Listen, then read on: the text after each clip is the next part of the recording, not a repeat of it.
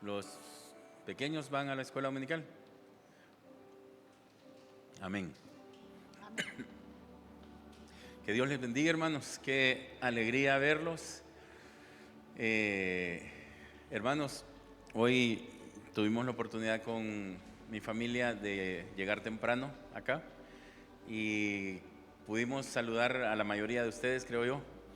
Pero hermanos, en el saludo de cada uno de ustedes yo pude sentir el amor de Cristo y me llené de gozo enorme, me llené de un gozo grandísimo, hermanos, de poder estrechar sus manos y poder recibir ese cariño. Amén. Entonces, yo le doy gracias a Dios por eso, hermanos.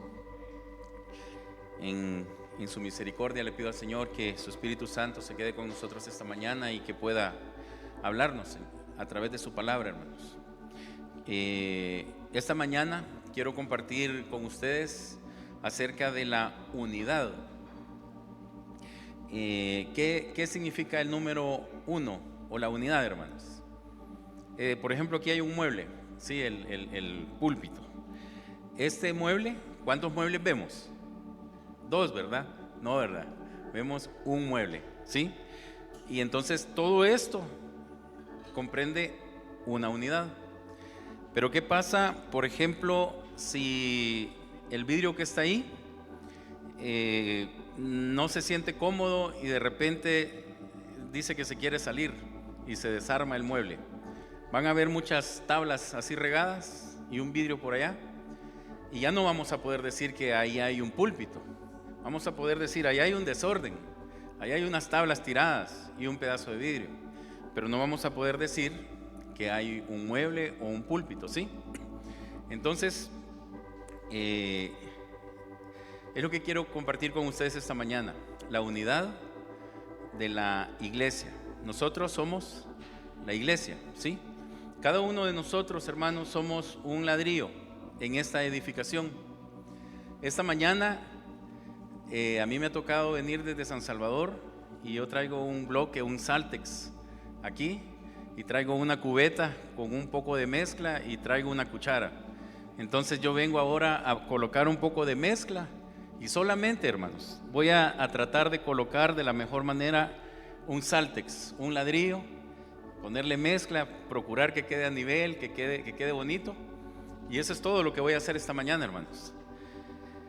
A tratar de edificar el templo, a tratar de construir un poquito más el templo del Señor. Este es el templo del Señor, nosotros somos el cuerpo y somos uno, no somos 2 iglesias, no somos más iglesias, somos una sola iglesia. En la naturaleza nosotros podemos ver una colmena, las abejitas, cuando ellas tienen su casa, su colmena, y a veces algún insecto que se alimenta de otros insectos puede entrar a la colmena y puede querer comerse las abejas. Entonces, cuando eso sucede, por ejemplo, un abejorro se puede meter a querer comer una abeja, y cuando eso sucede, la abeja que es atacada inmediatamente le clava su aguijón. Pero cuando ella clava su aguijón, ella libera una ferormona en donde está avisándole a toda la demás colmena que ahí hay un peligro y que ese peligro las está colocando a todas ellas en riesgo.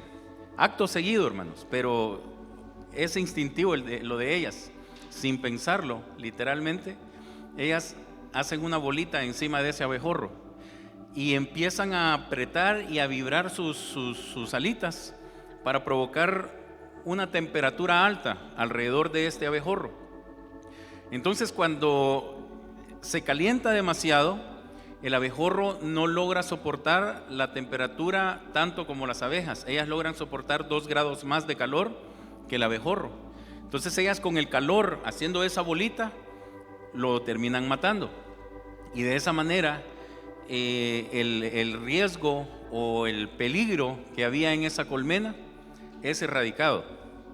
Pero en el proceso el abejorro también se defiende. ¿Y qué cree que pasan con algunas abejitas? Pues mueren algunas abejas. Imagínense si una de las abejas se pusiera a pensar y dijera, ya vi que hay varias abejas ahí alrededor, yo creo que con eso alcanza. Yo no voy a ir a meterme esa bola porque de seguro que voy a salir muerta. Hay que vean aquellas que hacen. Y se va la abeja por allá. ¿Para dónde vas?, le dice la otra abeja. Corriendo, el abejorro me va a matar. Y todas las abejas huyen.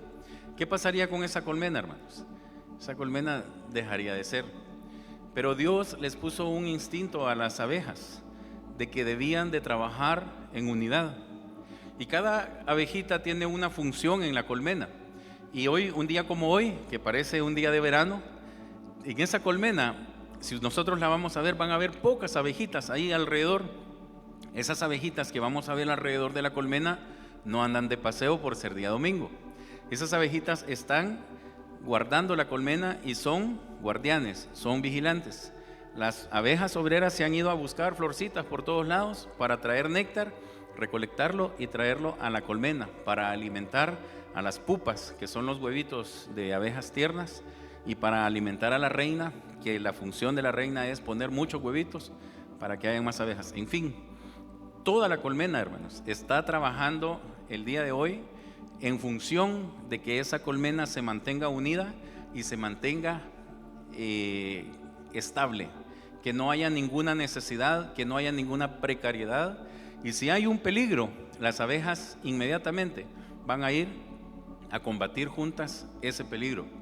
Entonces, hermanos, que el Señor en su gran misericordia nos permita a nosotros como iglesia poder tener un pensamiento de esa manera y trabajar todos juntos en unidad, con un mismo pensamiento y como un mismo cuerpo. Acompáñenme, hermanos, a Mateo capítulo 26, versículo 38.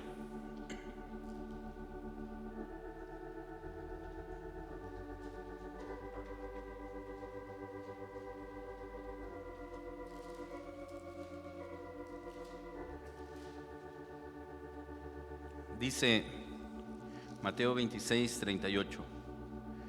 Entonces Jesús les dijo a sus discípulos: mi alma está muy triste hasta la muerte, quedaos aquí y velad conmigo. Y yendo un poco adelante, se postró sobre su rostro, orando y diciendo: Padre mío, si es posible, pase de mí esta copa, pero no sea como yo quiero, sino como tú. ¿Alguien me puede ayudar, hermanos, y me puede decir cuál es el contexto de esta escritura? ¿Qué está pasando en esta parte de la historia, hermanos? Conocemos. ¿Quién me ayuda? A ver, ¿alguien? Está pronta la muerte del Señor Jesucristo. Amén. Conocemos un poco la historia y entonces sabemos de que Jesucristo está ya por ser crucificado al siguiente día, ¿verdad? Entonces Él dice que está afligido. Y aquí en esta escritura nosotros podemos ver que Jesucristo oró. En la escritura nosotros encontramos que Jesucristo ora muchas veces, pero muy pocas veces encontramos qué es lo que Jesucristo oraba. ¿A quién de nosotros, hermanos? Porque imagínense que aquí dice, por ejemplo, en el versículo 39, yendo un poco adelante, se postró sobre su rostro y oró, y orando y diciendo: Padre mío, si es posible, pase de mí esta copa, pero no sea como yo quiero, sino como tú. Esta oración es relativamente corta. ¿Ustedes creen, hermanos, que durante toda esa noche el Señor Jesucristo solamente estuvo orando eso, o pudo haber estado orando algo más? Yo creo que oraba más.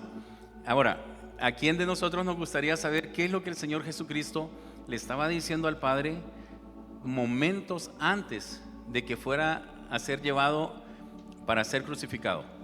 El Señor Jesucristo sabía que eso iba a suceder. Él no tenía dudas de eso. Los discípulos sí tenían dudas y no entendían exactamente qué es lo que iba a suceder, ni se imaginaban que al siguiente día su maestro iba a estar colgado en la cruz del Calvario. Pero el Señor Jesucristo sí. ¿Qué cosas le habrá podido decir Jesucristo al Padre, aparte de esta oración que nosotros conocemos? Acompáñenme, hermanos, a Juan capítulo 17, versículo 20.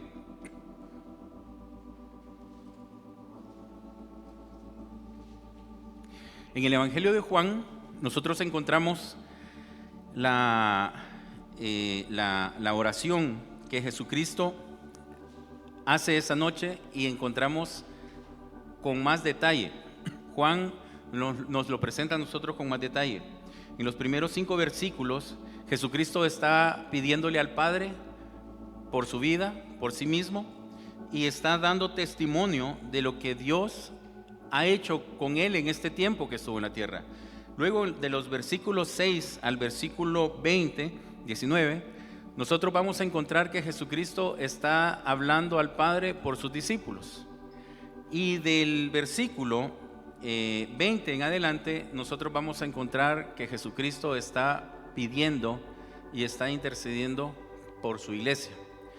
Está intercediendo tanto por la iglesia o sus discípulos en ese momento, pero también, hermanos, Él está intercediendo por nosotros, por la iglesia que actualmente estamos. Entonces, vamos a estudiar esta mañana la unidad de la iglesia y vamos a ver que Jesucristo le estaba pidiendo esto al Padre y que es algo importante para nosotros como iglesia. Entonces, en el Evangelio de Juan, capítulo 17, versículo 20 dice, Jesucristo orando: mas no ruego solamente por estos, sino también por los que han de creer en mí por la palabra de ellos, para que todos sean uno, como tú, oh Padre, en mí y yo en ti, que también ellos sean uno en nosotros, para que el mundo crea que tú me enviaste.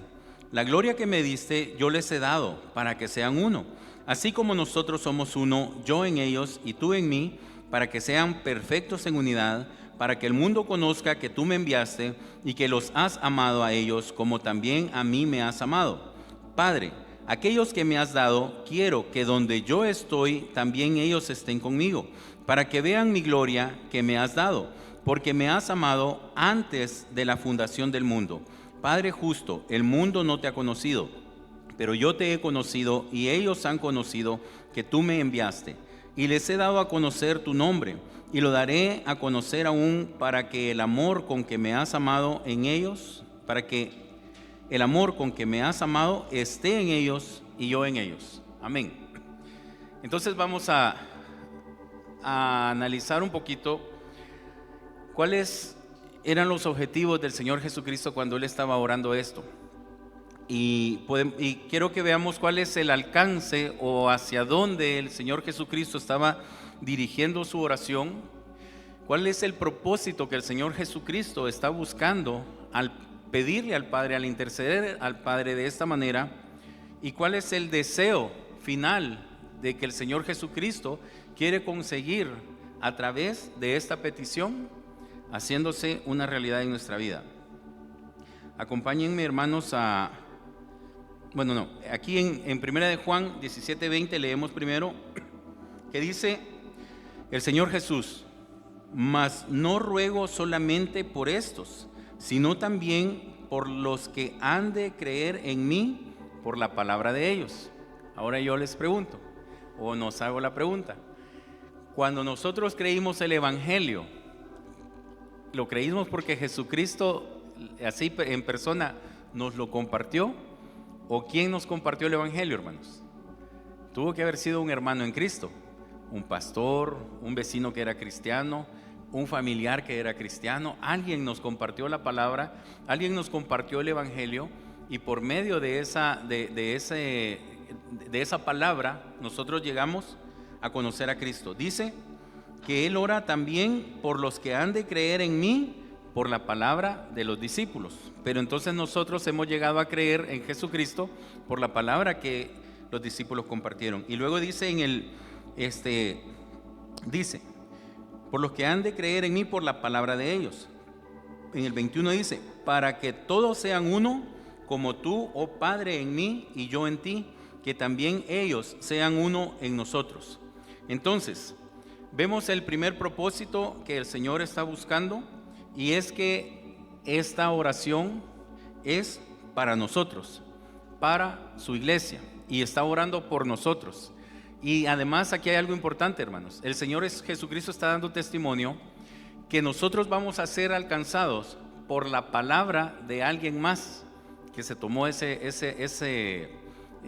pequeña molestia, voy a decir yo, de compartirnos el Evangelio.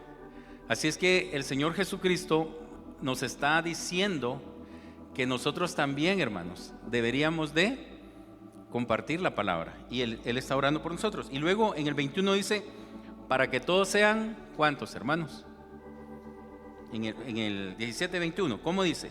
Para que todos sean uno. Ayúdenme, hermanos, por favor. A veces me pierdo yo en lo que quiero compartirles. Entonces dice, para que todos somos nosotros, somos varios, somos muchos. Pero el Señor Jesucristo dice que quiere que todos nosotros seamos uno. Ese es el objetivo que el Señor Jesucristo está buscando. Ese es el deseo que el Señor está buscando. Ahora, ¿por qué será que el Señor Jesús quiere que como iglesia seamos uno? Y que no seamos dos o tres. Imagínense aquí tuviéramos por grupos nos vamos a sentar el próximo domingo por grupos de oración o grupos de hogar. Entonces el líder de hogar va a estar aquí, el siguiente líder de hogar y por líderes de hogar, y todos divididos. Y entonces el hermano va a compartir su palabra a su grupo y el hermano y qué división, hermanos. Pero el Señor Jesucristo no quería eso. El Señor dice que quiere que seamos uno.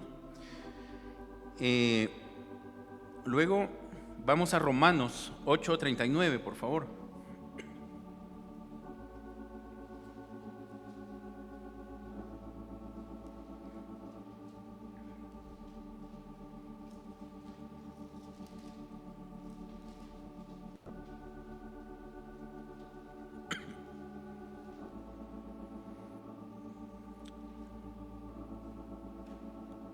Dice, ni lo alto, ni lo profundo, ni ninguna otra cosa creada nos podrá separar del amor de Dios que es en Cristo Jesús, Señor nuestro. Hablando de la unidad y hablando, hermanos, del amor que Jesucristo tiene con nosotros. ¿Qué cosa nos puede separar a nosotros, hermanos, del amor de Cristo? Dice este versículo, ni lo alto, ni lo profundo, ni ninguna otra cosa creada nos podrá separar del amor de Dios que es en Cristo Jesús, Señor nuestro. Si yo tengo algo unido, pero yo lo quiero separar, yo le quiero quitar una parte, lo voy a desmembrar y voy a colocar lo que yo le quité allá afuera y lo que yo le he quitado lo dejo allá y me quedo con esto otro acá. Yo pude separarlo. Pero, ¿qué le puedo poner a esto? ¿Qué pegamento? ¿Qué cosa le pudiera colocar para que esto tenga una cohesión y no se pueda separar, hermanos? Aquí dice, ni lo alto ni lo profundo, ni ninguna otra cosa creada nos podrá separar del amor de Cristo que es en Cristo Jesús, Señor nuestro. El amor de Cristo, el amor entre nosotros como iglesia debe de prevalecer y nosotros debemos de amar a nuestro hermano, debemos de amar a nuestro prójimo, hermanos, pero ese amor debe de ser un amor genuino, no debe de ser un amor hipócrita o aparente. Yo les sonrío a ustedes para que crean que estoy contento y que me vean bien. No, hermanos, este gozo y esta alegría debe de ser genuina. Por eso yo les decía al principio que cuando yo hoy por la mañana llegué acá a la congregación y ustedes me iban saludando uno por uno y bien contentos y bien alegres, yo vi que era honesta esa calidez con la que nos recibieron y eso me llenó de gozo, hermanos, porque el amor de Cristo está fluyendo en medio de nuestra congregación. Yo le doy gracias a Dios por eso. Dice en Juan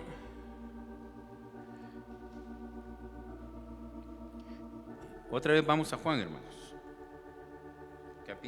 versículo 21, siempre en el capítulo 17, en el versículo 21. Dice, para que todos sean uno, como tú, oh Padre, en mí y yo en ti, que también ellos sean uno en nosotros. Hermanos, aquí el Señor Jesucristo nos está dando testimonio de que el Padre y Jesucristo son uno. Y Jesucristo está diciendo que quiere que nosotros seamos uno con Él. Podemos nosotros ver ese privilegio, hermanos, que Jesucristo tiene el deseo de que nosotros estemos con Él, seamos uno y no seamos separados de su amor, sino que avancemos todos como un mismo cuerpo. En Efesios 4, capítulo 4, versículos 2 y 3 encontramos: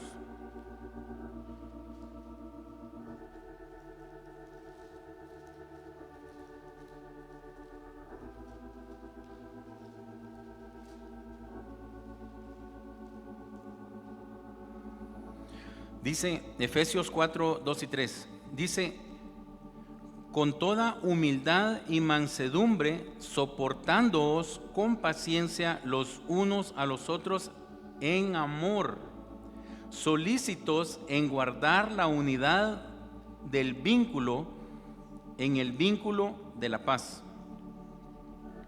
En la Biblia de las Américas dice: solícitos en guardar el espíritu de unidad. Entonces dice acá en el versículo 2: con toda humildad y mansedumbre, soportándoos con paciencia los unos a los otros en amor. Hermanos, que el Señor nos dé la gracia para poder soportarnos los unos a los otros. Hermanos, somos seres humanos. Tarde o temprano, como estamos juntos, nos estamos codeando y cada quien va en la vida y que voy para acá, que voy para allá. Tarde o temprano algo voy a hacer yo que seguramente les va a poder ofender a ustedes, los va a poder molestar o lastimar. Entonces, supóngase que usted me dice esta semana: hermano, mire, tengo un problema, uno de mis hijos está enfermo. Y yo: ay, hermano, que lo siento. Y tal vez sí oré por su hijo esta semana, pero la próxima semana que lo encuentro, usted todavía sigue cargado. Y yo voy con mis afanes, voy con mis cosas en la cabeza. Hermano, ¿qué tal? ¿Cómo está? Qué gusto verlo. Pero no le pregunto por su hijo. Y usted ahorita está muriéndose porque su hijo está pasando una gran necesidad. Entonces usted dice: al hermano Sixto no le importa. Si yo le dije que yo estaba enfermo, mi hijo quizás ni orando está por él. Y usted dice: el hermano Sixto, no, ya me cayó mal. Y entonces nosotros empezamos a tener discordias, empezamos a tener divisiones, pero probablemente no fue mi intención, hermano. Quizás yo también tengo un problema en ese momento y es un problema grande y mi mente está distraída en otras cosas, pero no era la intención tratar de golpear al hermano, ¿sí? Entonces esta mañana, hermanos, yo quiero que nosotros pensemos y reflexionemos en cómo es nuestro trato unos con otros, o cómo ha sido nuestro trato unos con otros. Tal vez hay un hermano que se está quedando atrás, está desanimado, tiene su ánimo apocado. En el libro de los Reyes encontramos una historia del rey David, que dice que él estaba viviendo porque el rey Saúl lo perseguía en el área de los filisteos, en Ciclag. Y entonces los filisteos se iban a enfrentar contra Israel. Y el rey David, como estaba del lado de los filisteos, se ha formado y está por ir a la batalla. Dice que estaba en la parte de atrás del ejército. Y luego los otros reyes le dicen a los filisteos: ¿qué hace este hebreo contigo? Le dice: cuando estemos en la batalla, este se va a volver en contra de nosotros. ¿Qué mejor pudiera hacer para congraciarse con el rey Saúl? Le dice: él no puede venir con nosotros. Entonces ellos se ponen de acuerdo y le dicen a David de que él se tiene que regresar con sus hombres. Cuando él regresa a Ciclag, se da cuenta de que han pasado unos madianitas, merodeadores, por ahí, por el campamento o donde ellos vivían, y se han llevado secuestradas a todas las mujeres y a los hombres que habían quedado y a los niños. A nadie han dejado y le han quemado todo el lugar. Y entonces, cuando esto sucede, dice que el pueblo lloró y se amargó. Dice que tenían amargura de corazón al punto que querían matar a David. Incluso David escribe un salmo diciéndole al Señor: Señor, mi corazón está angustiado. Y David se pone a hablar con el Señor y dice que su alma está triste porque el pueblo está afrentándolo y quieren matar a David, porque el pueblo está tan amargado con lo que ha sucedido que quieren desquitarse con David. Con alguien hay que desquitarse. Entonces dice la escritura que David agarra camino buscando a los que han hecho esto, y encuentra a un egipcio, y este egipcio lo habían abandonado porque estaba enfermo. Luego el egipcio va y le dice a David dónde está el campo. Hay 200 hombres que no soportan el ritmo de David, están cansados y le dicen: David, ya no aguantamos, tenemos que descansar.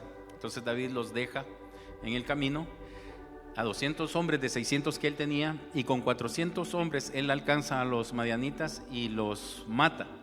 Dice la escritura que solamente 400 jóvenes que tenían camellos han escapado de esa pelea, y David se hace de todo el ganado, ovejas y animales. No sé qué más habrá agarrado porque no dice la Biblia, pero se trae el botín de los madianitas que habían andado asaltando otros lugares. Y cuando regresa dice que hay unos hombres que tenían un mal corazón y le dicen a David: estos que se quedaron con el bagaje no pelearon, por lo tanto ellos no tienen derecho al botín que nosotros hemos conseguido. Entonces David dijo que no, que los del bagaje estaban cuidando también ahí las cosas, y que por lo tanto ellos también tenían derecho al botín que ellos habían traído, ¿verdad? Pero miren el consejo que dan las personas que tienen un mal corazón. Dice la escritura: no compartamos, no les demos. Estos, voy a ponerlo en mis palabras salvadoreñas, estos haraganes que no quisieron ir a pelear con nosotros. Pero el rey David, dice la escritura, que hasta este día, hasta esta fecha, los del bagaje, o como les llamaríamos hoy, los de la reserva del ejército, tienen el mismo honor o el mismo estatus que los que van a pelear en el pueblo de Israel. Y hasta el día de hoy, en el ejército de Israel, así es. Entonces, hermanos, nosotros como cristianos, como iglesia, entendamos eso. El hecho de que un hermano quizás es el Kofi Éfrata y el hermano pues no colabora o pone excusas, o a lo mejor nos toca hacer la limpieza como reunión de hogar y este hermano siempre dice: no, hermano, mire, es que fíjese que de verdad tengo un compromiso, fíjese que de verdad no sé qué, fíjese que no sé cuánto, y no sé, cualquier excusa, cualquier cosa, y nosotros: este hermano otra vez. Cuando digan esto, de seguro que aquel hermano tal cosa va a decir, y ahí vamos, hermanos. No, hermanos, mantengámonos unidos, porque ese es el propósito del Señor. Quizás sí, este hermano debería de tener un cambio de actitud. Quizás sí, este hermano debería de hacer un poco más por la iglesia para demostrar el amor de Cristo que está en él y que fluye a través de los hermanos. Pero eso es un trato del Señor con él, hermanos. ¿Cómo voy a poder yo, imagínense, decir: hermanos, aquí traigo una dosis de amor, pero la voy a poner en inyección, pónganse una fila y a cada uno le doy un poquito más de amor, otro menos de amor, porque aquel tiene mucho amor? ¿Cómo es eso, hermanos? El amor que Cristo puso en nosotros.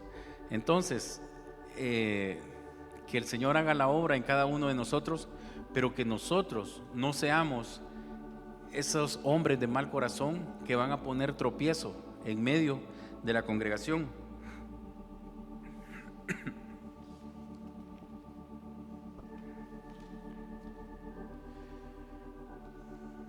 En Juan capítulo 17, 22 dice: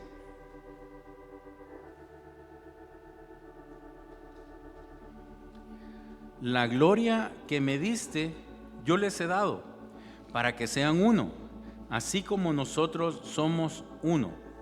Amén. ¿Cuál es la gloria de Dios, hermanos? La gloria de Jesucristo. ¿Cuál es la gloria de Jesucristo? Dice: la gloria que me diste yo les he dado, para que sean uno, así como nosotros somos uno. Nosotros sabemos que Dios es una Trinidad: el Padre, el Hijo y el Espíritu Santo. Los discípulos no habían recibido el don del Espíritu Santo. pero Jesucristo tenía el Espíritu Santo. Jesucristo tenía esa parte divina que es Dios, y en Él estaba el Espíritu Santo. Entonces, cuando Jesucristo está hablando de la gloria que me diste, yo quiero que ellos la tengan también. El Señor Jesucristo quiere que el Espíritu Santo, que su gloria se manifieste en nosotros.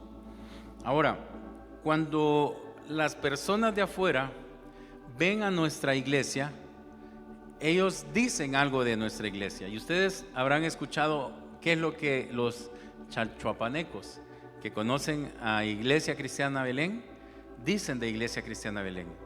Entonces, nosotros damos un testimonio solo por ser nosotros, ¿sí? Nosotros podemos pensar en otras iglesias de Chalchuapa y ustedes me pueden decir, no, fíjese hermano que en esa iglesia tal cosa pasa y en esta otra iglesia tal otra cosa pasa, ¿sí? Pero entonces nosotros damos un testimonio. ¿Qué testimonio estamos dando, hermanos? El testimonio del Espíritu Santo, de la vida de Cristo morando en nosotros, a través de nosotros.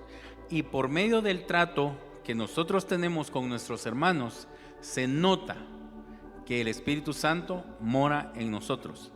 Pero también por medio del trato que tenemos con nuestros hermanos, se nota que el Espíritu Santo no mora en nosotros. Y alguien puede decir, ay, allá están los hermanos, quiero ir a ver cómo son los hermanos. Y cuando llega, se encuentra una iglesia que están peleando, que están discutiendo, que están haciéndose cosas, metiéndose zancadilla. Y dice, ¿y yo para qué quiero ir a la iglesia con los hermanos si solo en pleitos pasan? Dice, para esa gracia yo mejor no voy. Y allá tenemos muchas personas que critican a la iglesia cristiana, no a la nuestra, sino a la iglesia cristiana en general. No, dice, es que en las iglesias ahí solo chambres, que no sé qué, que el pastor aquí, que el pastor allá. ¿Han escuchado esos comentarios, hermanos, acerca de las iglesias? Y que muchas personas ponen por excusa esa razón para no asistir a una iglesia. Lamentablemente es lo que muchas veces ha sucedido en la iglesia.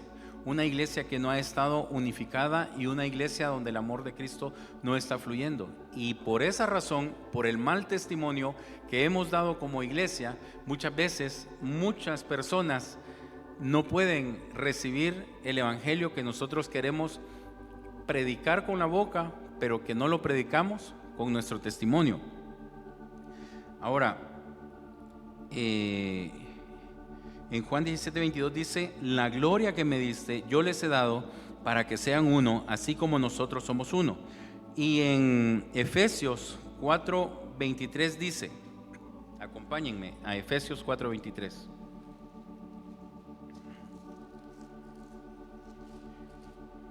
No, perdón, es Efesios 4:2 y 3. Amén. Efesios 4:2 dice, con toda humildad y mansedumbre, soportándoos con paciencia los unos a los otros en amor, solícitos en guardar la unidad del Espíritu en el vínculo de la paz. Amén. Hermanos, dice que debemos estar solícitos en guardar la unidad del Espíritu. Y dice en el vínculo de la paz, en un cuerpo, solícitos en guardar, en el versículo 2, me fui adelante, dice, con toda humildad y mansedumbre, soportándoos con paciencia los unos a los otros en amor. Con toda humildad y mansedumbre. ¿Qué es eso, hermanos? Ser humilde. Ser humilde no es vestirme yo con pantalones rotitos, una camisa rotita, y eso quizás sí pueda ser humilde y vestirme así, pero no es mi ropa específicamente el que va a hablar de mi humildad. Mi humildad, hermanos, es reconocer mi posición en donde yo estoy. El Señor Jesucristo nos llama a que nosotros no nos veamos o no nos sintamos más que los demás, sino más bien que sepamos que somos iguales. Y eso es ser humilde, reconocer que nadie es más que yo ni mejor que yo, sino que todos somos iguales. Y en eso radica la humildad. Pero si viene de repente alguien y me dice, hermano Sixto, mire, haga tal cosa, yo, ve, ¿y por qué me dicen a mí? Que no se da cuenta que yo soy yo. Y entonces esto es el orgullo. ¿Qué dice el Señor? ¿Qué hace con los humildes? Él les da gracia. Pero ¿qué hace con los que son orgullosos? Él los ve de lejos. Entonces, si yo quiero estar cerca del Señor, yo debo de buscar la humildad. Y hermanos, el orgullo es una plantita que está arraigada en nuestro corazón y lamentablemente esa plantita no la podemos matar. Ese orgullo, si el Señor constantemente no está podando esa plantita se va a hacer grande y frondosa. Y muchas veces el Señor necesita tratar con nuestra vida y meternos en situaciones en las que yo me sienta, digamos, achicado, o que alguien venga y me haga sentir quizás de menos, para que mi humildad se mantenga o mi orgullo se mantenga recortado. El Señor siempre va a tener esa necesidad. Si nosotros pensamos y analizamos, los que manejamos, a veces vamos en la carretera y de repente alguien se nos mete, o hacemos una buena maniobra según nuestra lógica, y alguien nos pita 3 veces y nos enojamos. ¿Y qué le pasa? Dice, yo no voy a hacer nada malo. ¿Y por qué me pitan? ¿Y por qué se me mete? ¿Y por qué no me respetan? Ahí tenemos nosotros, hermanos, un termómetro en donde podemos ver que hay orgullo en nosotros, porque nos consideramos que hacemos las cosas bien, nos consideramos que hacemos las cosas mejor, porque nos consideramos de que nadie tiene la capacidad que nosotros tenemos. Eso es orgullo, hermanos, y cuesta mucho reconocer las virtudes de los demás. Eso es humildad. Reconocer que alguien tiene factores en su vida que son valiosos, reconocer que alguien tiene más fortalezas que yo. Eso, hermanos, eso es humildad. Y es bien difícil tener humildad. Cada cuánto usted va y le dice a su esposo, mi amor, mira, qué bien estás haciendo estas cosas, te felicito, me parece muy bien. O le decimos los esposos a nuestra esposa, mi amor, me gusta, me encanta cómo hiciste esto, cómo trataste, digamos, en una situación, cómo te comportaste en esta ocasión. Me encanta cómo tomaste el control de la situación. O en la comida, mi amor, qué rica esta comida. O la casa, mi amor, qué bonita la casa, qué limpia la tenés. Eso me gusta. Hermanos, eso es humildad. Reconocer que el otro tiene virtudes, que el otro tiene fortalezas. Quizás para algunos con nuestra esposa sea fácil decirlo, pero ¿qué tal con nuestro jefe? ¿Qué tal con nuestros subalternos, los que tenemos subalternos?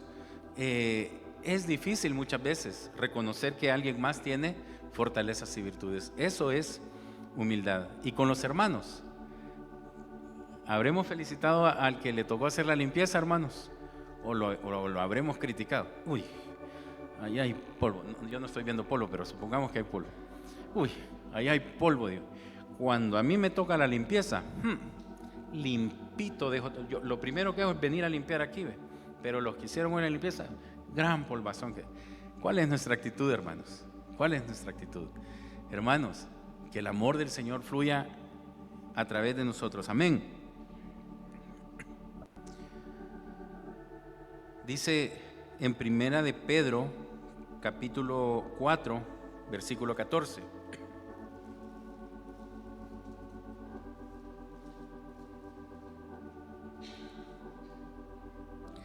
Dice, Primera de Pedro 4:14, si sois vituperados por el nombre de Cristo, sois bienaventurados, porque el glorioso Espíritu de Dios reposa sobre vosotros. Ciertamente, de parte de ellos, Él es blasfemado, pero por vosotros es glorificado. Lo vuelvo a leer, hermanos. Si sois vituperados por el nombre de Cristo, si por estar en el Evangelio, si por estar trabajando en la obra del Señor, yo llevo un vituperio, dice, sois bienaventurados, porque el glorioso Espíritu de Dios reposa sobre vosotros. Mira, hermano, si yo por estar en las cosas del Señor estoy recibiendo algún vituperio, soy bienaventurado. Gloria a Dios por eso, porque eso es una muestra de que el Espíritu de Dios está morando en mi vida. Dice, ciertamente de parte de ellos, de los que nos vituperan, Él es blasfemado. Hermanos, si alguien me vitupera a mí por estar trabajando en la obra del Señor, están blasfemando el nombre del Señor. no están blasfemando en contra mía o no me están vituperando a mí. Y yo estoy siendo bienaventurado, estoy siendo bendecido por el Señor. Pero están blasfemando al Señor y dice, Él es blasfemado, dice, pero por vosotros es glorificado. Cuando yo recibo el vituperio y no lo devuelvo, digamos cuando me dicen algo y yo recibo la ofensa, pero no la devuelvo, y en el Señor yo le digo, Señor, dame gracia para mantenerme humilde. Estoy glorificando el nombre de Dios con mi testimonio y con mi forma de actuar, hermanos. Entonces, que el Señor nos dé la gracia. Y dice luego, cuando soportamos, ahí termina. Ahora, hermanos, si viene alguien de afuera y empieza a atacar a la iglesia, imagínense que hubiera una comunidad, las colonias de alrededor, y dicen, queremos que cierren la iglesia cristiana Belén, y de repente dicen, y que abran una mezquita a la par, o que cierren la iglesia cristiana Belén y que mejor se abra una mezquita en ese lugar. Y empezamos nosotros a recibir confrontación, empezamos a recibir vituperio. ¿Qué sería lo siguiente que nosotros haríamos como iglesia, hermanos? Inmediatamente, hermanos, oremos porque la oposición del enemigo es fuerte y esto viene en contra de la iglesia, en contra de la congregación. Oremos, hermanos. No nos une esa situación. Si el mundo empieza a atacarnos como iglesia, inmediatamente nos unimos y estamos teniendo un mismo pensamiento que debemos de llevar nosotros en oración, nuestra congregación. Pero ¿qué pasa si el ataque no viene de la comunidad, sino que el ataque viene de adentro de nuestra congregación? Empiezo yo a causar una división. Hermano Lando, ya se fijó los hermanos del otro lado. Así lo estaban viendo, mire. Hey, hermano, dice Juan Carlos, pero es que él comenzó de verdad. ¿Y cómo te hizo? Y empiezo yo, que dime que te traigo, que aquí, que allá. Y de repente el hermano Salvador Groya se para y se empieza a poner los puños. Y nos empezamos a pelear y empezamos a dividir la iglesia, hermanos. ¿Cómo terminamos? ¿Qué es más peligroso y qué es peor? ¿Que nos ataquen de afuera o que nos ataquemos nosotros mismos aquí adentro? ¿Qué es más peligroso, hermanos? El hermano Lando nos llamaba hoy temprano y nos exhortaba a que oremos por el pueblo de Israel. El día de mañana es 7 de octubre.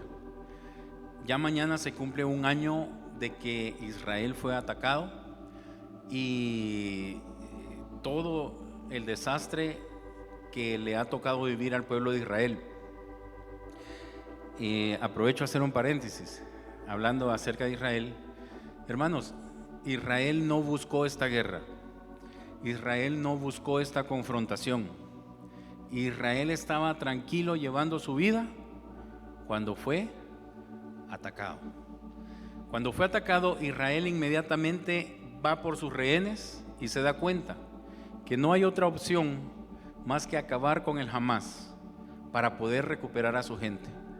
Y hasta el día de hoy, ya para mañana un año, Israel sigue atacando al Hamás y no ha logrado recuperar a todos sus rehenes, solamente el 50%. Pero en esta misión está Israel tratando de recuperar a sus rehenes cuando empiezan del Líbano los del Hezbolá a tirar un misil, a tirar otro misil y otro misil y otro misil, mientras Israel tiene su corazón desangrado y está llorando y está con dolor y está lamentando, tratando de ir por sus rehenes. Y Hezbolá, que nada le ha pasado, que no tiene nada que ver, tirando otro misil, tirando otro misil, tirando otro misil. En estos días, ustedes sabrán la historia, Israel atacó al Hezbolá y lo tiene patas arriba. Y hace 2 días dice el presidente de Francia, Emmanuel Macron, a la ONU: tenemos que embargarle las armas a Israel para que deje de atacar al Líbano. Hermanos, ¿quién buscó esta guerra? ¿Quién la provocó? ¿Cuándo se termina la guerra? Cuando los rehenes de Gaza salgan hacia Israel y cuando el Hezbolá diga vamos a dejar de atacar a Israel. En ese momento se acaba la guerra. Pero los rehenes de Israel ya volvieron a Israel, están en Gaza. Los rehenes no han regresado. ¿Y qué es lo que dice el mundo? Israel tiene que dejar de atacar. Hermanos, Israel no ha provocado esta guerra, pero Israel necesita recuperar sus familiares.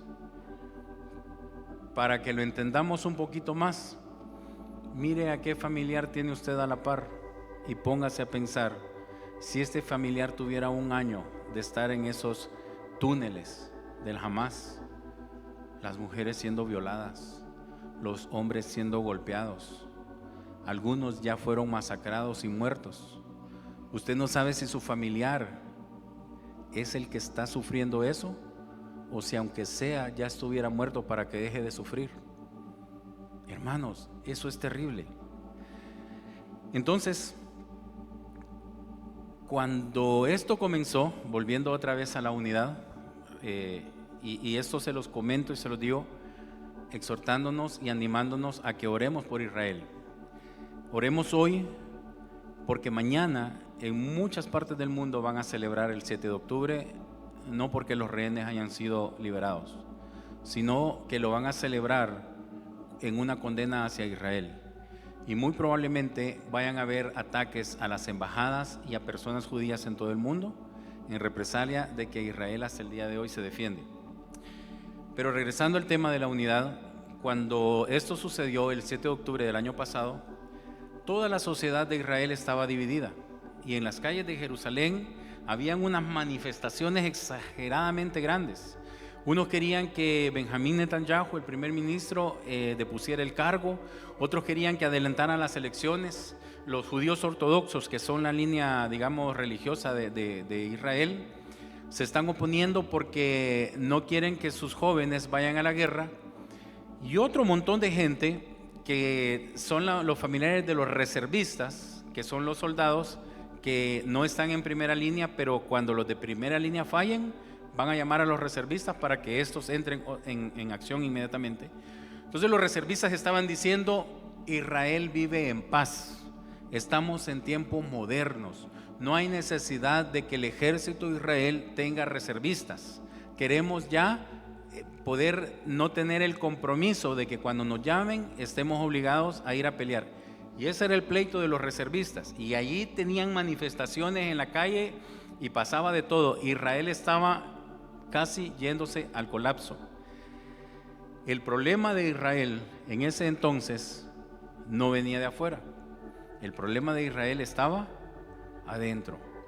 Y cuando el enemigo se dio cuenta que Israel estaba en pleno pleito, dijo: ahora es cuando, porque los agarro distraídos. Y el ataque vino, y ha sido un ataque tan grande que hasta el día de hoy, 1 año después, Israel no se repone. Pero ¿cómo está ahora el pueblo de Israel, hermanos? Ahora están unidos. Y cuando el Irán les disparó hace poco más de 200 misiles, ¿qué es lo que ahora está clamando el pueblo de Israel? Bueno, dice: ya empezaste a volar cabezas en el Líbano y vemos que la cosa va bien. Vayan a volar cabezas allá, dice el pueblo, hasta que nuestros enemigos sean terminados. Y el pueblo de Israel ahora está unido en un solo pensamiento, hermanos. Y podemos ver cómo Dios ha bendecido a Israel en sus guerras. Yo empezaba, cuando esto comenzó, yo empezaba orando y clamándole al Señor: Señor, bendice a Israel, ayúdale a tu pueblo, Señor, no te olvides de Israel, Señor, ayúdale a tu pueblo, Padre, en tu gran misericordia, ayúdale, Señor. Y de repente volteo a ver y veo que Israel le va dando duro a todo. Señor, si tú ya respondiste la oración, tú estás ayudando a tu pueblo, tú lo estás guardando y lo estás bendiciendo. Ahora mi oración es: Señor, gracias porque tú eres fiel. Señor, gracias porque tú estás ayudando a Israel. Gracias, Señor, porque tú le estás dando sabiduría al pueblo, a los comandantes. Señor, sigue bendiciendo a Israel, síguele dando sabiduría, Señor, porque no es una oración que nosotros debamos de esperar mucho tiempo para que la veamos contestada. Hermanos, fue irónico que en estos 200 misiles que le manda Irán a Israel, una persona nada más falleció en Israel, y fue en el área de Cisjordania, mal llamada Cisjordania, que es la área de Samaria, y un palestino fue el que murió, ni siquiera un israelita. Y allá en Irán, donde estaban lanzando todos los misiles, unos misiles salen soplados, decimos aquí los cohetes nosotros, y mata a 5 soldados iraníes. Imagínense, ese fue el gran daño que Irán logró hacerle a Israel, matar a 5 soldados propios y a un palestino del otro lado. ¿Quién defiende a Israel? ¿La cúpula de hierro? ¿La vara de hierro? ¿La espada de David? No, hermanos, es Dios. Dios defendiendo y protegiendo al pueblo de Israel. No dejemos, hermanos, de pedir por la paz de Jerusalén. Allá en Israel la presión y el estrés que se vive es terrible, tremendo. Pero a pesar de todo eso, ¿saben qué hacen los judíos? Cuando pasó este problema de los misiles, 20 minutos después, todo Israel sale a las calles a llevar su vida cotidiana, como que nada ha pasado. ¿Cuál es el mensaje? Ustedes terroristas que quieren sembrar el terror, sepan que no estamos aterrorizados, sino que estamos teniendo paz y teniendo gozo. ¿Quién, hermanos, les puede dar a ellos esa valentía, esa fortaleza, sino Jehová, Dios de los ejércitos de Israel? Entonces, ¿qué hay de la unidad? El Señor Jesucristo oró al Padre. ¿Cuándo oró? Cuando estaba casi por ser crucificado, a punto de ser llevado ya de este mundo. ¿Cuál fue su última petición? ¿Cuál fue su último deseo para nosotros, la iglesia? Que podamos caminar en unidad, que podamos caminar en unidad y que su Espíritu Santo ponga el amor de Cristo en nosotros, y que el amor de Cristo es el que no nos va a permitir que nosotros seamos separados del amor. La unidad, hermanos. Mantengámonos unidos. Hermanos, ¿qué es lo que viene en los próximos días para nosotros? Incertidumbre, ¿verdad? Y si pensamos en eso, no sé cómo van a estar las cosas. Pero si pensamos en Israel, ¿cómo están las cosas allá, hermano? ¿Creen ustedes que nosotros vamos a llegar a estar en un peor momento que estar recibiendo 200 misiles sobre nuestra cabeza? No lo creo, hermano. No creo que por más duro que sea el juicio que venga para acá, sea más duro que lo que Israel está viviendo ahorita. Pero en medio de ese juicio, en medio de esa gran tribulación, en medio de ese caos en el Medio Oriente, ¿quién la está pasando bien? El pueblo de Israel. Obviamente su corazón no, pero físicamente no están siendo tocados, hermanos. Ahora, cualquier cosa puede venir a este lado del mundo, aquí en América. Cualquier cosa puede golpear al mundo.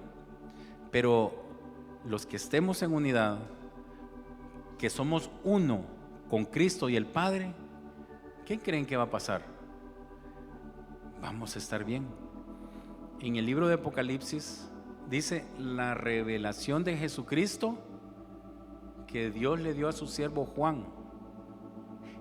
El Apocalipsis es una revelación que Dios le da al siervo Juan para que nosotros conozcamos lo que Jesucristo va a hacer en estos tiempos. Todo lo que está sucediendo y este conflicto del Medio Oriente es el plan divino de Dios. Ahora, ese Jesucristo que ahorita está airado en contra del Medio Oriente y está empezando el conflicto allá en Medio Oriente, ese Jesucristo es ese mismo Jesucristo que nos ha mostrado su amor durante todo este tiempo, hermanos. Yo le pregunto, ¿cuándo Jesucristo trajo un juicio sobre su vida que usted estuvo en coma? Y usted siente que esa vez como que a Dios se le pasó la mano un poco con el trato hacia su vida. Nunca, ¿verdad? Ahora le voy a hacer otra pregunta. ¿Cuántas veces nuestra vida estuvo en pecado y nuestro corazón estuvo desviado de Dios? Y sabemos que solo por la misericordia de Dios no hemos sido consumidos. Y a pesar de todo eso, el Señor nos mantiene con bien hasta este día. Esa es la fidelidad del Señor. Entonces, ¿de qué vamos a temer, hermanos? ¿Por qué vamos a tener temor? Pero, ¿cuál fue la oración del Señor Jesucristo para el Padre? Para cuando Él ya se iba, lo último que le quiero encargar a mi Padre antes de irme de este mundo es que Dios permita que mi gloria esté con mis hijos, con los que Él me ha dado. ¿Cuál gloria? El Espíritu Santo. Su Espíritu Santo que more en nosotros y que nos mantenga unidos. En Gálatas capítulo 5, versículo 14, dice: porque toda la ley en esta sola palabra se cumple: amarás a tu prójimo como a ti mismo. Pero si os mordéis y os coméis unos a otros, mirad que también no os consumáis unos a otros. Aquí Pablo, en el libro de Gálatas, si nosotros vamos y leemos todo el libro, vemos que Pablo empieza exhortando a los gálatas y dice: oh gálatas insensatos, y empieza como a reprender o a regañar, porque unos están hablando de la circuncisión, de la incircuncisión, que debemos de guardar el sábado, que debemos de vivir bajo la ley, esto y lo otro, y Pablo está exhortando. Y acá en este versículo Pablo dice: porque toda la ley en esta sola palabra se cumple: amarás a tu prójimo como a ti mismo. Pablo le está diciendo a los legalistas, a los que quieren que los gentiles se circunciden, a los que quieren que se guarde el sábado, a los que quieren que toda la ley del Moisés se siga observando, a pesar de que ya el evangelio de Cristo está siendo compartido. Pablo está diciendo: toda la ley de Moisés en esta sola palabra se cumple: amarás a tu prójimo como a ti mismo. Hermanos, había un pleito, una disensión, una división en la iglesia, y Pablo trae el orden. ¿Cuál es el orden? Amarás a tu prójimo como a ti mismo. Y ahí se cumple toda la ley. Si nosotros lo analizamos y lo pensamos, los 10 mandamientos se dividen en los primeros 4 mandamientos, que son 4 mandamientos que tienen que ver con Dios. Amarás al Señor tu Dios de todo tu corazón, con toda tu alma, con toda tu mente y con todas tus fuerzas. El segundo mandamiento: no te inclinarás ante ninguna imagen. Tercer mandamiento: no tomarás el nombre de Dios en vano. Cuarto mandamiento: guardarás el día de reposo para santificarlo. Estos 4 mandamientos tienen que ver con Dios. Los mandamientos del 5º al 10º mandamiento tienen que ver con nuestro prójimo. 5º mandamiento: honrarás a tu padre y a tu madre. 6º mandamiento: no matarás. 7º mandamiento: no cometerás adulterio. 8º mandamiento: no robarás. 9º mandamiento: no mentirás. 10º mandamiento: no codiciarás. Todos estos mandamientos, los últimos 6, tienen que ver con mi prójimo. Por eso Jesucristo lo enseñó y Pablo lo repite acá y dice que toda la ley en una sola palabra se resume: amarás a tu prójimo como a ti mismo. Si amo al hermano Lando y él deja un billete de $20 por ahí, o se le cae y solo yo me di cuenta, pero yo lo amo, ¿qué voy a hacer? ¿Me lo voy a robar? O hermano Lando, se le cayeron $20. Amar a mi prójimo, ¿sí?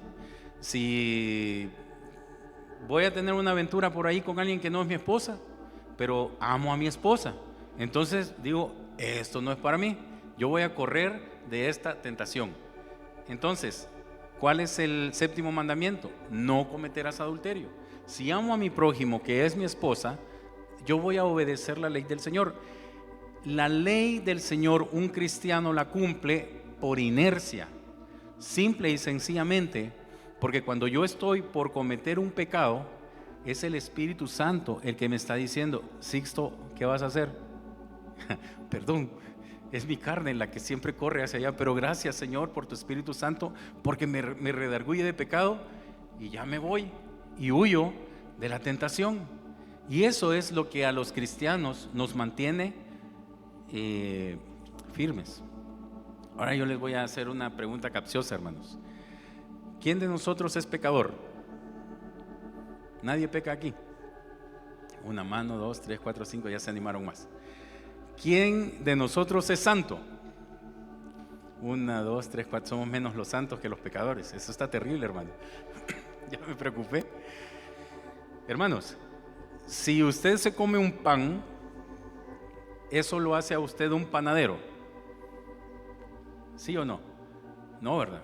Yo como pan, panadero no soy. Nunca he tenido una panadería. Si yo cometo un pecado, eso no me hace a mí un pecador. Y se los explico. Yo puedo, el billete de 20 del hermano Orlando, a lo mejor yo tengo una gran necesidad y ustedes no tienen idea. Yo digo, ay, lo voy a agarrar y el próximo domingo se lo mando con el hermano Samuel, digo yo, y se lo robo o se lo hurto, como quieran. Cometí el pecado, sí, pero luego el Espíritu Santo me redarguye de pecado y vengo y confieso mi pecado. Hermano Orlando, vengo con la cara en los suelos, tengo una gran vergüenza. ¿Y qué le pasa? Y quizás vengo llorando porque el arrepentimiento es genuino en mi corazón. Yo le robé, le devuelvo sus 20 y aquí están otros 20, hermano. No, me dice, hermano, no se preocupe, suficiente con mis 20, hermano. Gracias, oye, y que Dios lo bendiga, me dice. Esa es la diferencia, hermanos. Yo puedo cometer un pecado, pero no soy pecador. Un pecador es aquel que dice, veo que el hermano Orlando se le está saliendo un billete de a 20, en un descuido se lo voy a ir a quitar. Hermano Orlando, venga, lo quiero saludar, y en lo que lo abrazo, imagínense la mente maquinando y mi corazón pensando, y ahora voy a ver que otro hermano se descuida, y ahí voy viendo, un celular, por ahí lo vi, está bonito, es iPhone, de los que me gustan a mí, llevarme. Ese es un pecador, hermanos, el que anda pensando en el pecado. Pero ¿cómo es posible que un cristiano que se dice cristiano está pensando y maquinando cómo cometer ese pecado, hermanos? Ese no es un cristiano, porque esta persona no tiene al Espíritu Santo que lo está redarguyendo de pecado. Esta persona tiene su alma cauterizada y a él no le da ningún problema cometer cualquier clase de pecado, porque no ama al prójimo.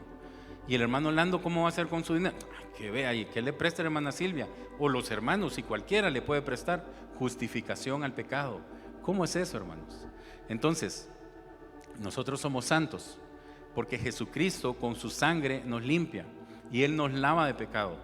No es que hayamos dejado de pecar, sino que es el Espíritu Santo a través de nuestra vida el que nos está constantemente advirtiendo y nos está dando testimonio de que lo que estamos por hacer no es correcto y vamos a ofender al Señor, y eso nos mantiene en santidad. Amén.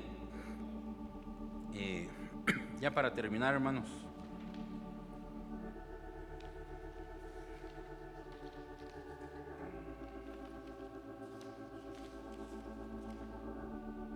vamos a Primera de Juan, capítulo 3, versículo 1.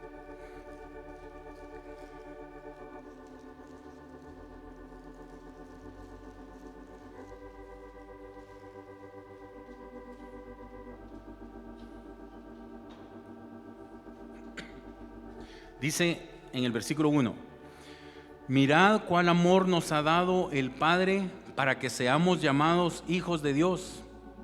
Por esto el mundo no nos conoce, porque no le conoció a Él. Hermanos, ¿no es un gran honor para nosotros ser los hijos de Dios? ¿Sí? Dios hoy en día está guardando a su pueblo, al pueblo escogido. ¿Sí? Si yo hubiera nacido en Chalchuapa y me dicen en San Salvador, ¿y usted de dónde es? ¿De qué pueblo es? A lo mejor yo diría, es que yo soy de Chalchuapa. Ya, ese es un título, de Chalchuapa, de allá soy. El Señor tiene un pueblo escogido, y el pueblo escogido de Dios está allá en Israel. Pero también yo puedo decir que mi papá, si bien es cierto que puede haber nacido en Chalchuapa, pero mi papá tiene un apellido, y puede ser que sea mi papá una persona muy importante, que todo El Salvador lo conozca. Y cuando yo digamos que le voy a poner un nombre a este papá, no le voy a poner el nombre de mi papá, pero digamos que le voy a poner Jorge Matías. Cuando yo digo Jorge Matías, todo, de verdad, hermano Sixto, su papá es Jorge Matías. Sí, le digo yo, él es mi papá, le digo yo. ¿Qué es mejor, hermanos? ¿Ser el hijo de Dios o ser o vivir en el pueblo de Dios? Si Chalchuapa fuera el pueblo de Dios, yo digo, yo vivo en Chalchuapa, en el pueblo de Dios. Pero si Dios vive en Chalchuapa y lo vemos como una persona, me dice, ¿y quién es su papá? Mi papá es Dios. De verdad. Sí, mi papá es Dios. ¿Y cómo se atreve usted a decir eso? Mire lo que dice aquí. Mirad cuál amor nos ha dado el Padre para que seamos llamados hijos de Dios. El amor del Padre. En el versículo 10 dice: en esto se manifiestan los hijos de Dios y los hijos del diablo. Todo aquel que no hace justicia y que no ama a su hermano no es de Dios, porque este es el mensaje que habéis oído desde el principio, que nos amemos unos a otros. Hermanos, ya ven por qué me daba tanto gozo recibir el amor de ustedes para mí, porque dice acá que el que no ama a su hermano es hijo del diablo.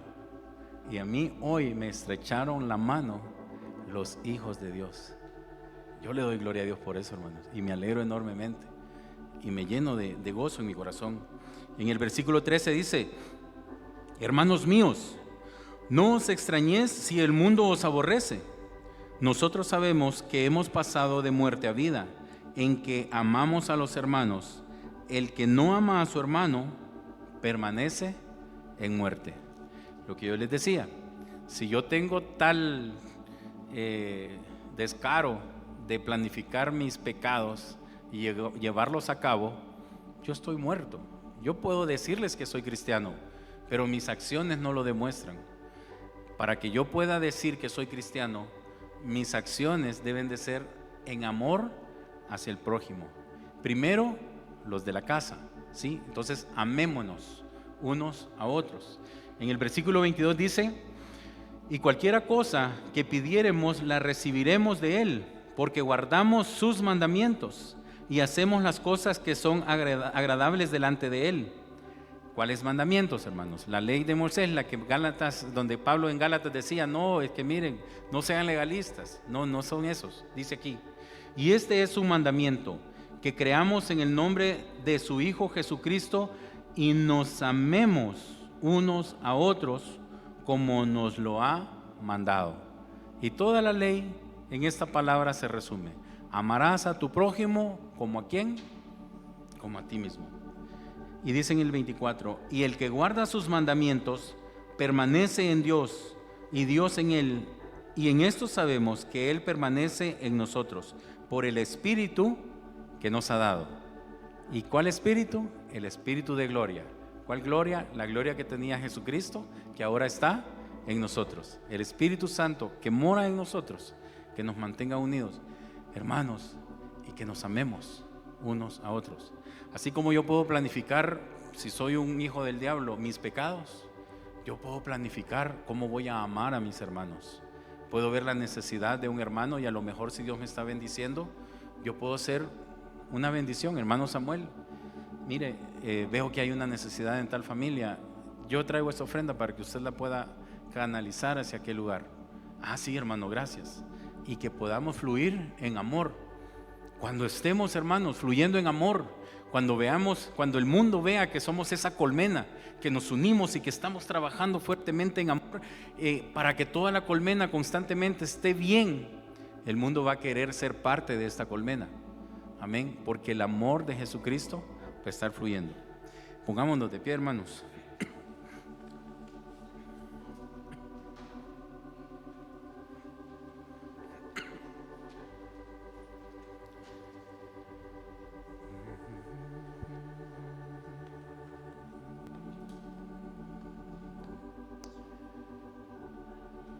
Vamos a cantar el himno que dice Te loamos, oh Dios.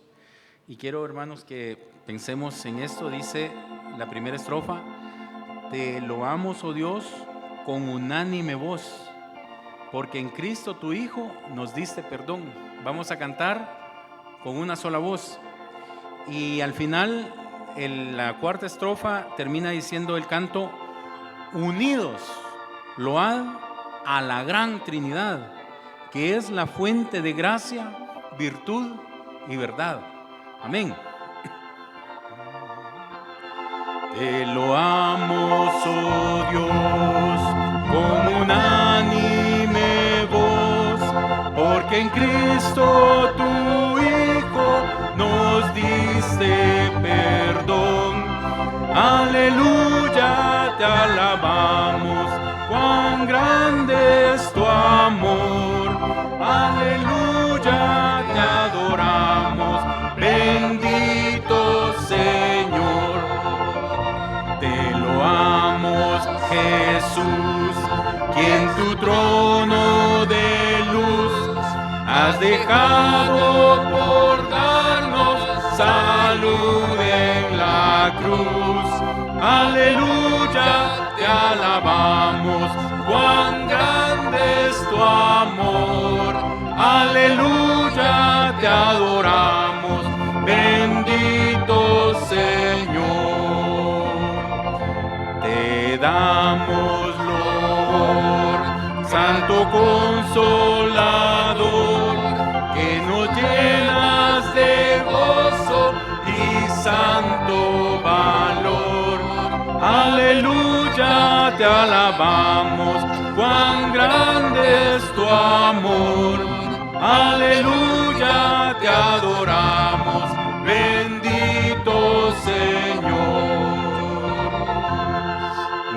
Unidos load a la gran Trinidad, que es la fuente de gracia, virtud y verdad. Aleluya, te alabamos, cuán grande es tu amor. Aleluya, te adoramos, bendito Señor. Unidos load a la gran Trinidad, que es la fuente de gracia, virtud y verdad. Aleluya, te alabamos, cuán grande es tu amor.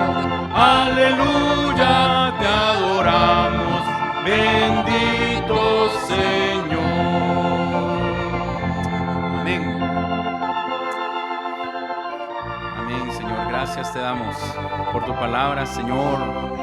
Gracias, Señor Jesús, porque aún en esa noche, cuando estabas tú a punto de ser llevado a la cruz del Calvario, estabas pensando en nosotros, Señor, y estabas poniendo nuestras vidas en las manos del Padre, encargando, Señor, que pusieras a tu Espíritu Santo en medio nuestro para que trajera unidad, Señor.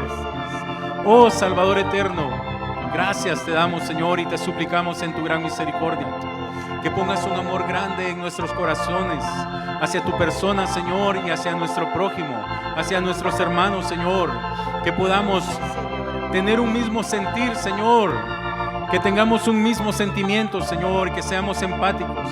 Padre precioso, por favor, si tú nos bendices, que podamos bendecir a otros, Señor, y si pasamos necesidad, Señor, aún así, que podamos ser agradecidos, Señor, contigo, Padre, sabiendo que tú vas a satisfacer las necesidades en nosotros. Señor Jesús, te damos gracias porque hasta este día tú has sido fiel con tu pueblo Israel, Señor. Te damos gracias, Señor, porque hemos podido ver las maravillas, Señor, esos milagros que hemos podido ver en las Escrituras durante tanto tiempo. Ahora los hemos podido ver con nuestros ojos y somos palpables, Señor, de tu poder, de tu misericordia y del amor que tienes por tu pueblo. Gracias, Señor, por permitirnos ser parte de esto. Señor, danos la gracia para que podamos ocupar nuestro lugar en la batalla, llevando, Señor, en oración a tu pueblo, sabiendo, Señor, que nuestra lucha no es contra sangre ni carne, Señor, sino contra potestades y huestes de maldad. Que podamos orar, Señor, para que esas potestades y huestes de maldad sean removidas de los cielos de Israel, Señor. Que podamos orar por la paz de Jerusalén, Señor, cada día, y que esa carga esté en nuestro corazón, Señor. Que podamos pensar que hay tantos secuestrados todavía en Gaza, Señor, que no han sido liberados. Que hay tantas familias, Señor, que a pesar de que quizás estaban en pecado o no, pero el dolor y el castigo ha sido tan grande, Señor, que podamos, Señor, tener misericordia para el pueblo de Israel.